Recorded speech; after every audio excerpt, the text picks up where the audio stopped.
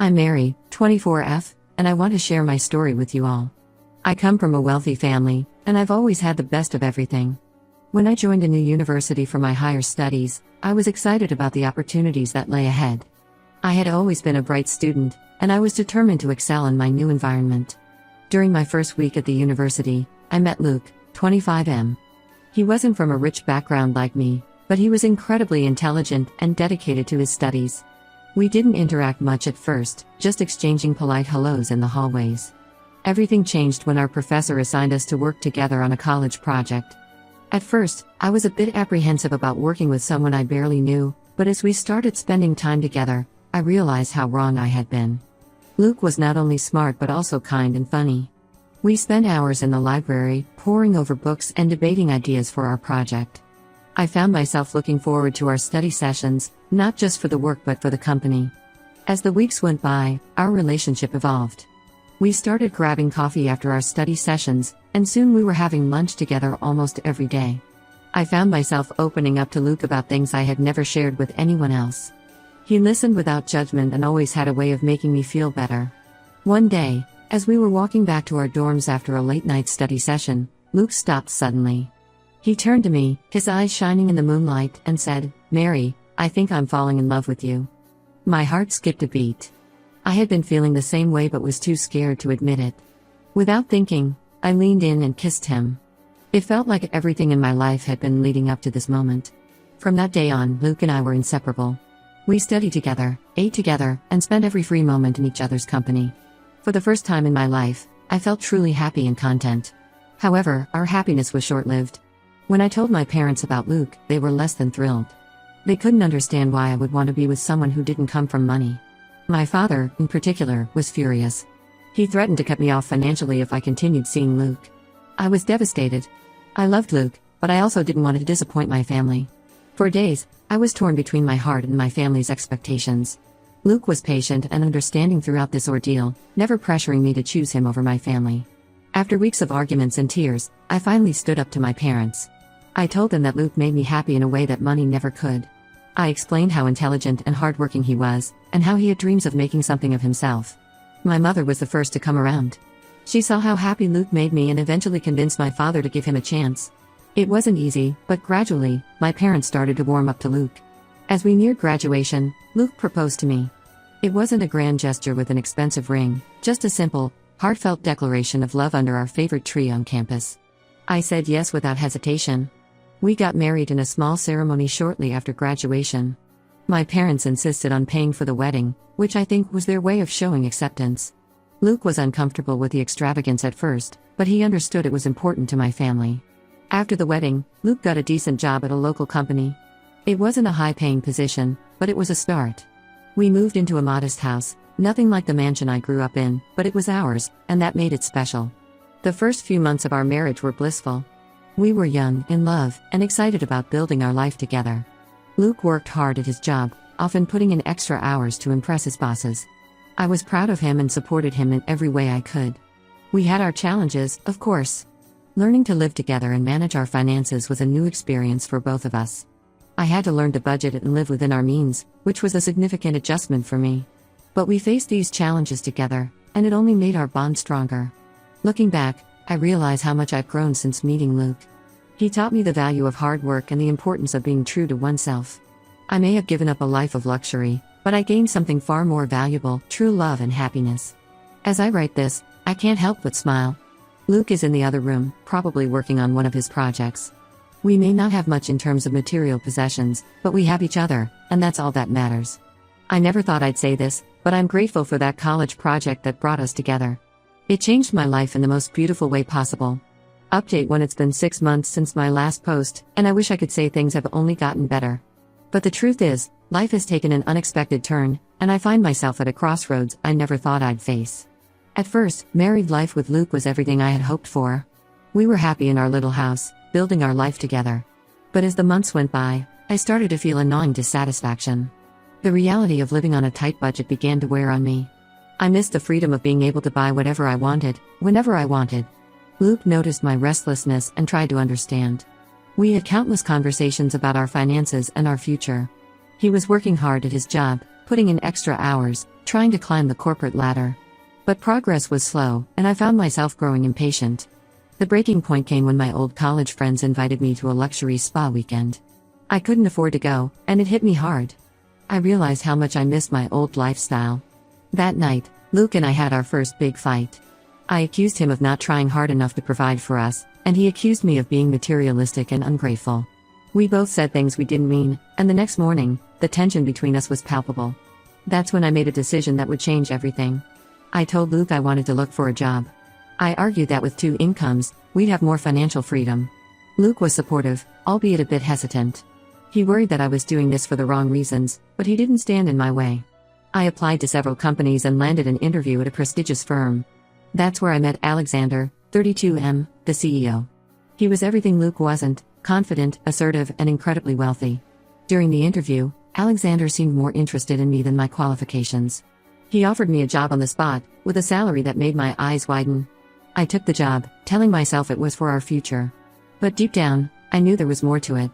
I was drawn to Alexander and the world he represented, a world of luxury and power that I had left behind when I married Luke.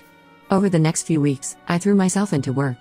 I was staying late at the office, attending business dinners, and slowly getting sucked into Alexander's orbit. Luke noticed the change in me.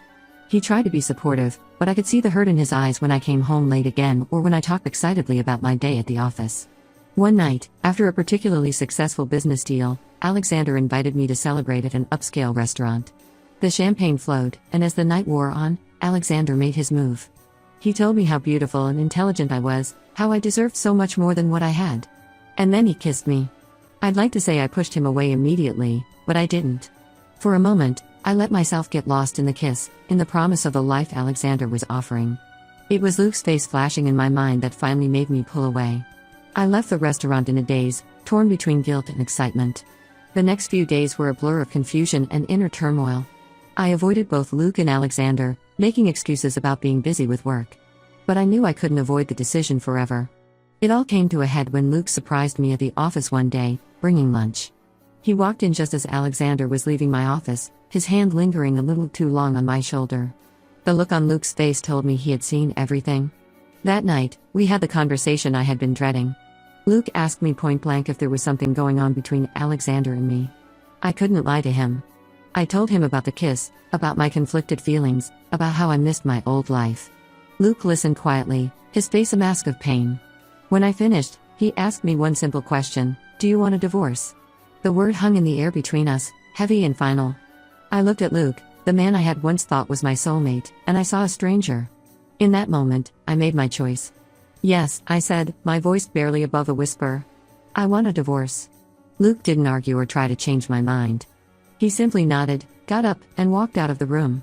I heard him in the spare bedroom, packing a bag. When he came back, his eyes were red, but his voice was steady. "I hope you find what you're looking for, Mary," he said. And then he was gone. The next day, I moved out of our house and into a luxury apartment Alexander had arranged for me. Within weeks, I was wearing designer clothes again, attending high society events, and living the life I thought I had left behind. But as I write this update, sitting in my plush new home, I can't help but wonder, have I made the biggest mistake of my life? Update 2. It's been a year since my last update, and I'm writing this with a heavy heart and trembling hands. I've made a terrible mistake, and I don't know how to fix it. After leaving Luke, I dove headfirst into my new life with Alexander. We got married in a lavish ceremony just 3 months after my divorce was finalized. It was everything I thought I wanted: designer dress, exotic location, celebrities in attendance. My parents were thrilled that I had come to my senses and married someone from our social circle. At first, everything seemed perfect. Alexander showered me with gifts, expensive jewelry, designer clothes, exotic vacations. We lived in a mansion that made my childhood home look modest. I had everything I thought I had been missing when I was with Luke. But as the months went by, the gilded facade began to crack. Alexander, the charming and attentive man I thought I had married, slowly revealed his true colors. Behind closed doors, he was controlling and manipulative. He criticized everything I did, from the way I dressed to how I spoke at social events. Nothing I did was ever good enough for him. I soon realized that Alexander saw me as nothing more than a trophy wife, a beautiful accessory to enhance his image. He used my family's wealth and social connections to further his business interests, all while making me feel worthless and incompetent. Alexander began to isolate me from my friends and family. He always had a reason why we couldn't attend gatherings or why I couldn't meet up with old friends. He monitored my phone calls and messages, claiming he was just looking out for me. Before I knew it, I was completely dependent on him for everything. The emotional abuse took its toll on me. I lost weight, had trouble sleeping, and was constantly anxious. The confident, ambitious woman I once was had disappeared, replaced by a shell of my former self. I tried to convince myself that I was happy, that this was the life I had chosen. But deep down, I was miserable. I missed Luke's kindness, his genuine love, the way he always supported and encouraged me. I realized too late that what we had was real and precious. One night, after a particularly nasty argument where Alexander belittled me in front of his business associates, I found myself alone in our massive bedroom, crying uncontrollably. I picked up my phone, scrolling through old photos, and came across a picture of Luke and me from our college days. We looked so happy, so in love. It hit me then, with crushing clarity, how badly I had messed up. I wanted to reach out to Luke, to apologize, to beg for forgiveness. But I knew I had no right to disrupt his life again. A mutual friend had told me that Luke had moved to another city for a job opportunity. I hoped he had found happiness, even as I realized I had thrown mine away. As I write this update, I feel trapped in a loveless marriage with no escape. Alexander controls all our finances, and I have no resources of my own. The prenup I signed in my love-blind state ensures that I'll walk away with nothing if I leave him. I don't know what to do. I'm scared of Alexander, of what he might do if I try to leave. But I'm also terrified of spending the rest of my life like this, empty and alone in a gilded cage. I made a terrible mistake choosing wealth and status over genuine love and happiness. I hurt the one person who truly loved me for who I was, not for my family's money or social status. And now, I'm paying the price for my foolishness. If there's one thing I've learned from this experience, it's that true love and genuine happiness are priceless. No amount of money or luxury can fill the void left by a loving, supportive partner. I only wish I had realized this before it was too late.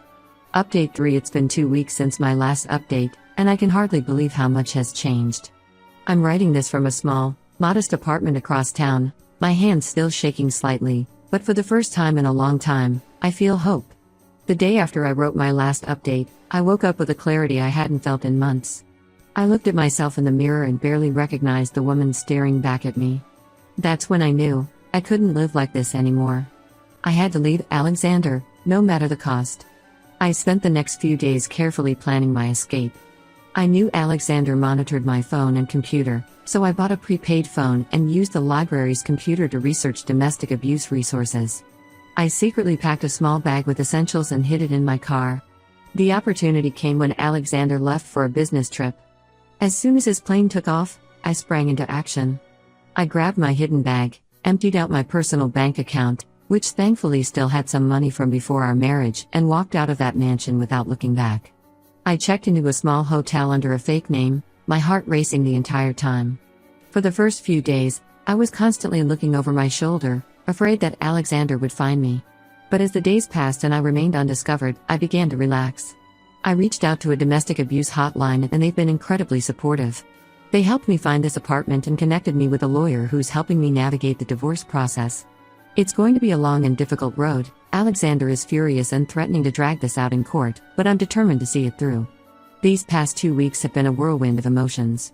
I've cried more than I thought possible, but I've also felt moments of pure relief and even joy. For the first time in a long time, I'm making my own decisions, living life on my own terms. I've started seeing a counselor to work through the trauma of the past year. It's hard, facing the mistakes I've made and the person I became, but it's also liberating. I'm learning to forgive myself, to understand that I was a victim of manipulation and abuse. As I heal and grow, I'm starting to see the world in a new light. I've realized that true happiness comes from within, not from material possessions or external validation. I'm rediscovering the things that used to bring me joy: reading, painting, long walks in the park. Simple pleasures that I had forgotten in the whirlwind of my toxic marriage. I've also reached out to some old friends, including a few from my days with Luke. To my surprise and relief, they've been incredibly supportive. Their kindness has been a balm to my battered spirit. Speaking of Luke, I often find myself thinking about him. Not with regret or a desire to rekindle our relationship, that ship has sailed, and I respect that he's moved on with his life. Instead, I think of him with gratitude. Our time together taught me what real love looks like, and that knowledge gave me the strength to leave Alexander. I don't know what the future holds. The road ahead is uncertain and likely to be difficult. But for the first time in a long time, I'm excited about the possibilities. I'm rediscovering who I am without the influence of wealth or a controlling partner. I'm learning to stand on my own 2 feet, to value myself for who I am, not what I have. As I sit in this small apartment, surrounded by secondhand furniture and bare walls, I feel richer than I ever did in that sprawling mansion. I have my freedom, my self-respect, and hope for the future. And right now, that's worth more than all the money in the world. To anyone out there who might be in a similar situation, please know that you're not alone. There is help available, and you deserve to be safe and happy. It's never too late to start over. I'm taking things one day at a time. Some days are harder than others, but I'm proud of how far I've come. I'm working on rebuilding my life, focusing on my personal growth and healing. I've even started looking for a job, something that's mine, that I've earned on my own merits. I want to thank everyone who reached out after my last post with words of support and encouragement. Your kindness gave me the strength to take this leap. I may have lost my material wealth, but I've gained something far more valuable, my freedom and self-respect. As I close this chapter of my life, I'm filled with a mix of emotions: sadness for the pain I've caused and endured, regret for the mistakes I've made, but also hope and excitement for what lies ahead. I don't know what the future holds, but for the first time in a long time, I'm looking forward to finding out.